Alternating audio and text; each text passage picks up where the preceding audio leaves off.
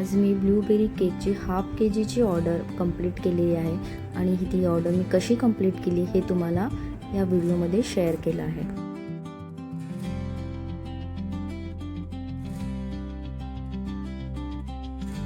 इथे मी blueberry emulsion add केलेले आहे.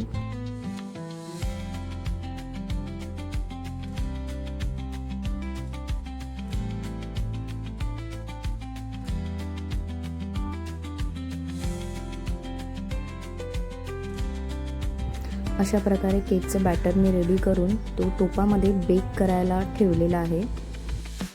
केक स्पॉन्ज मी नेहमी टोपातच बेक करते कारण ते खूप छान मॉइस्ट आणि सॉफ्ट असतात. हा माझा अनुभव आहे. इथे व्हिप क्रीम चिल्ड घ्यायची आहे.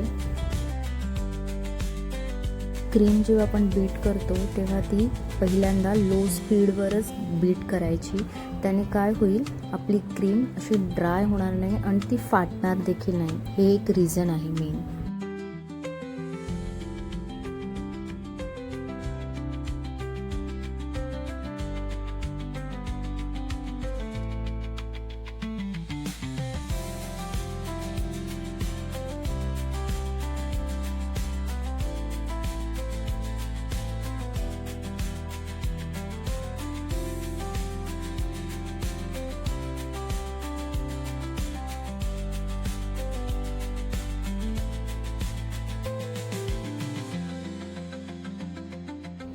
लो स्पीडवरती 2-3 मिनटं केल्यानंतर आता थोडासा स्पीड वाढून परत थोडी क्रीम बीट करत राहायची आपल्याला कंटिन्यू.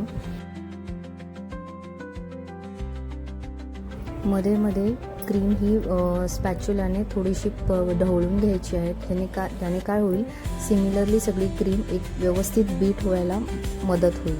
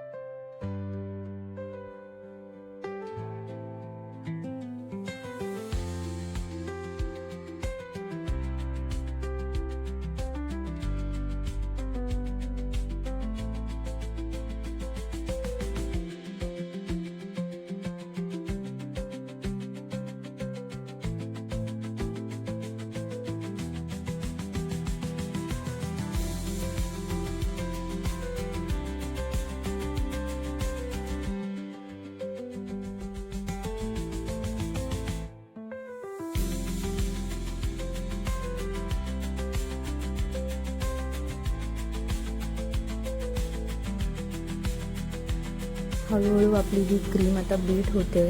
तुम्ही बघू शकता व्हिडिओमध्ये.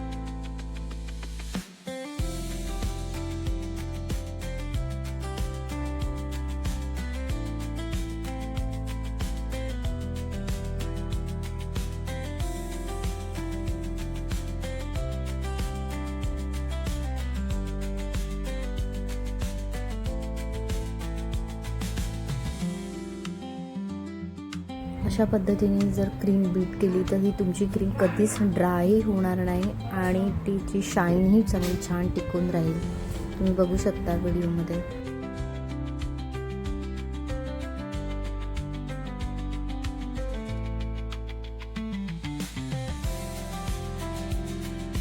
इथे मी 3 लेयर्समध्ये केक स्पॉन्ज कट करून घेतला आहे.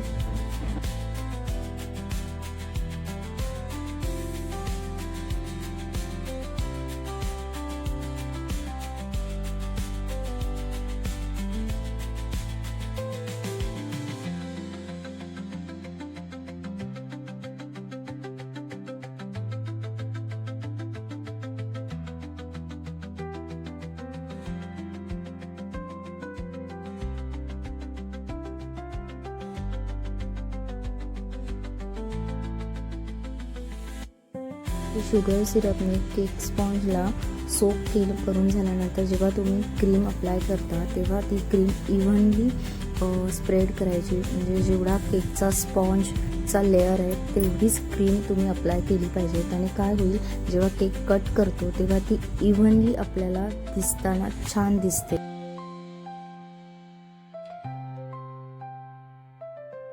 इथे तुम्ही बघू शकता मी साईडने केकला क्रीम लावत आहे, क्रीम फिल करून घेत आहे. त्याने काय होईल, केकला एक छान हाईट मिळते. त्यासाठी पहिल्यांदा मी केकच्या टॉपला न क्रीम लावता साईडने क्रीम अप्लाय केली आहे.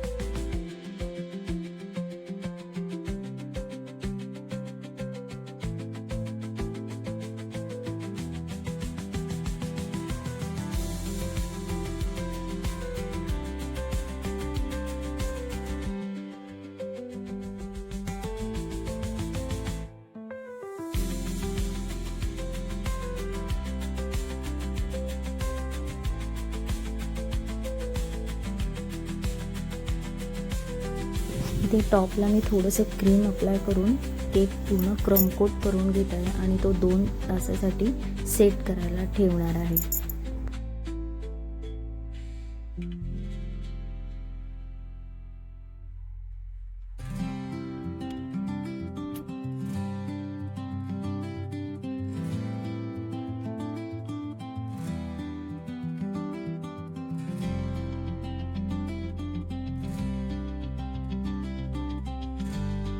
जर तुम्ही बिगनर असाल तर तुम्ही असे पायपिंग बॅगमध्ये क्रीम घेऊन मग ती तुम्ही केकच्या टॉपला अप्लाय करू शकता. त्याने काय होईल, तो इव्हनली क्रीम स्प्रेडही होईल आणि जास्त क्रीमीही केक होणार नाही.